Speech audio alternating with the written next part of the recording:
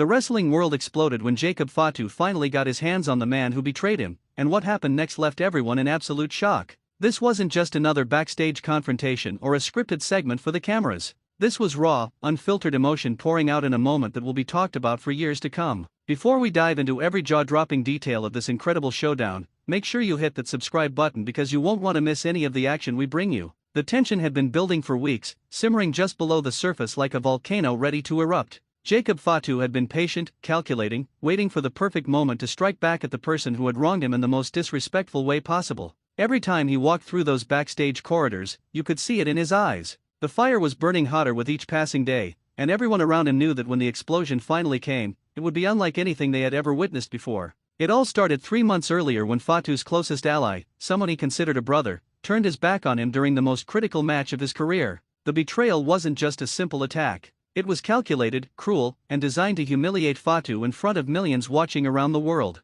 The so-called friend had cost him the championship opportunity he had worked his entire life to achieve. The look on Fatu's face that night told a story of heartbreak mixed with an anger that couldn't be contained by words alone. In the weeks that followed, Fatu had to watch as his former ally celebrated, mocked him on social media, and acted as if their years of friendship meant absolutely nothing. The entire locker room was divided. Some supported Fatu, understanding the depth of the betrayal he had experienced. Others sided with the turncoat, believing that business was business and personal feelings had no place in professional wrestling. But Fatu wasn't interested in taking sides or playing political games. He had one goal in mind, and that was to make the traitor pay for what he had done. The opportunity came on a Tuesday night during a live event that was already stacked with incredible matches. Nobody knew that Fatu had been planning this moment down to the last detail. He had studied his target schedule, knew exactly when he would be arriving at the arena, and had positioned himself perfectly to intercept him. Security footage would later show Fatu waiting in the shadows near the parking garage entrance, his massive frame barely concealed by the dim lighting. His fists were clenched so tightly that his knuckles had turned white. When the traitor's car pulled into the garage, Fatu stepped out from his hiding spot. The look on the other man's face shifted from confusion to fear in a split second. He tried to get back into his vehicle, but Fatu was too quick. With one powerful motion, he yanked the car door open and pulled the man out onto the concrete floor. The sound of the impact echoed through the entire garage structure. Other wrestlers who were arriving heard the commotion and immediately ran toward the scene, but they were too late to stop what was about to unfold. Fatu didn't waste time with words or dramatic speeches. His actions spoke louder than anything he could have said. He grabbed the traitor by his collar and lifted him off the ground as if he weighed nothing at all. The sheer power on display was terrifying. Fatu then drove him backward into the side of a production truck with such force that it left a visible dent in the metal. The impact was so loud that people inside the arena building heard it and came rushing out to see what had happened. Security personnel tried to intervene, but Fatu was operating on pure adrenaline and rage. He shrugged off the first 2 guards who attempted to restrain him as if they were children. His focus remained locked on his target, who was now desperately trying to crawl away and put distance between himself and the furious Samoan warrior. Fatu stalked forward with deliberate steps, taking his time because he wanted the traitor to feel every ounce of fear that he himself had felt during those humiliating moments in the ring. The beating that followed was intense and brutal. Fatu delivered devastating strikes that connected with precision and power. Each blow seemed to carry with it all the frustration and anger that had been building up inside him for months. The traitor tried to fight back, throwing wild punches in desperation, but nothing he did could slow down the freight train of vengeance that was Jacob Fatu. One particularly vicious clothesline turned the man completely inside out, sending him spinning through the air before crashing down onto the unforgiving concrete. By this point, nearly a dozen people had surrounded them, trying to pull Fatu away and restore some sense of order to the chaotic situation. But Fatu wasn't finished. He broke free from their grasp one more time and delivered a superkick that caught the traitor square on the jaw, sending him crashing backward through a stack of equipment cases. The sound of splintering wood and shattering plastic filled the air as the cases exploded from the impact. It was at this moment that several of the veteran wrestlers finally managed to create enough space between the 2 men to prevent any further violence.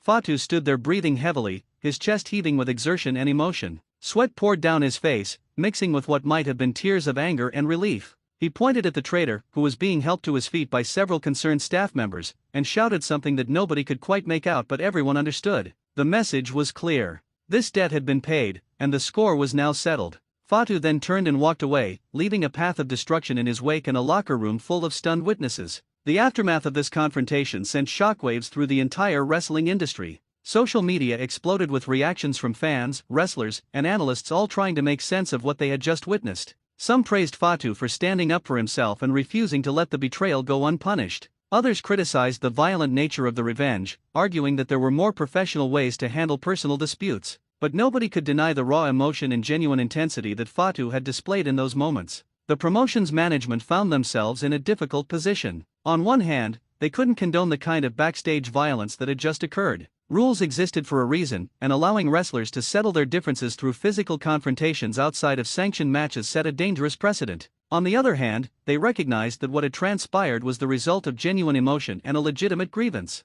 Fatu had been wronged in a way that few could truly understand, and his reaction, while extreme, was understandable given the circumstances. In the days following the incident, both men were suspended pending an investigation. The traitor required medical attention for various injuries sustained during the attack, including a possible concussion and several deep bruises that would take weeks to heal. Fatu, meanwhile, retreated from the public eye, refusing to give interviews or make statements about what had happened. Those close to him reported that while he didn't regret his actions, he understood that there would be consequences to face. The wrestling community remained divided on the issue. Podcast hosts debated the ethics of backstage revenge for hours on end. Fan forums erupted with heated discussions about whether Fatu had gone too far or if the traitor had gotten exactly what he deserved. Merchandise sales for both wrestlers skyrocketed as people wanted to show their support for one side or the other. The promotion itself saw a surge in interest, with ticket sales and television ratings reaching levels not seen in months. When Fatu finally returned to television 3 weeks later, the reaction from the live crowd was deafening. Fans chanted his name so loudly that it drowned out his entrance music. Signs supporting him were visible throughout the entire arena. The ovation lasted for several minutes, forcing Fatu to stand in the ring and take it all in. When he finally picked up a microphone to address the audience, you could hear a pin drop. Everyone wanted to know what he would say about the incident that had dominated wrestling news for weeks. His words were simple but powerful. He acknowledged that his actions had consequences and that he was prepared to accept whatever punishment came his way. But he also made it clear that he had no regrets about standing up for himself and demanding respect. He spoke about loyalty, brotherhood, and the importance of staying true to your principles even when it costs you everything. The speech resonated with fans who saw in Fatu a genuine person who refused to be a victim of circumstances or the actions of others. The traitor eventually returned as well, though his reception was considerably different. The crowd showed no mercy, booing him relentlessly and making it clear whose side they were on. His attempts to justify his earlier betrayal fell on deaf ears. Nobody wanted to hear excuses or explanations. They had seen the consequences of his actions play out in that parking garage, and the court of public opinion had already rendered its verdict. He was now one of the most despised figures in the entire promotion. The rivalry between the two men reached its climax in a specially scheduled match that the promotion billed as the final chapter in their conflict. The stipulations were severe, with the loser being forced to leave the company for good. The match itself was everything fans had hoped for and more. Both men left everything they had in the ring, delivering a performance that showcased not just their athletic abilities but the genuine animosity that still existed between them. When Fatu finally secured the victory, the celebration was cathartic for everyone who had followed this story from the beginning. Looking back on everything that happened, the backstage revenge that Jacob Fatu unleashed became a defining moment not just in his career but in the history of the promotion itself. It reminded everyone that beneath the scripted storylines and predetermined outcomes, there were real people with real emotions who sometimes reached their breaking point. Fatu's actions, whether you agreed with them or not, came from a place of genuine hurt and a need to reclaim his dignity after being publicly humiliated. The lesson learned from this entire situation is that respect matters in every profession, but especially in one as physically demanding and emotionally draining as professional wrestling. When you betray someone who trusted you, when you humiliate someone in front of their peers and the world, there will be consequences. Jacob Fatu made sure those consequences were felt in the most direct way possible, and in doing so, he sent a message that resonated far beyond the walls of that parking garage. If you enjoyed this deep dive into one of wrestling's most intense backstage confrontations, make sure you subscribe to our channel for more incredible stories, shocking moments, and exclusive content that you won't find anywhere else. Hit that notification bell so you never miss an update, and let us know in the comments what you thought about Jacob Fatu's revenge and whether you believe he was justified in his actions.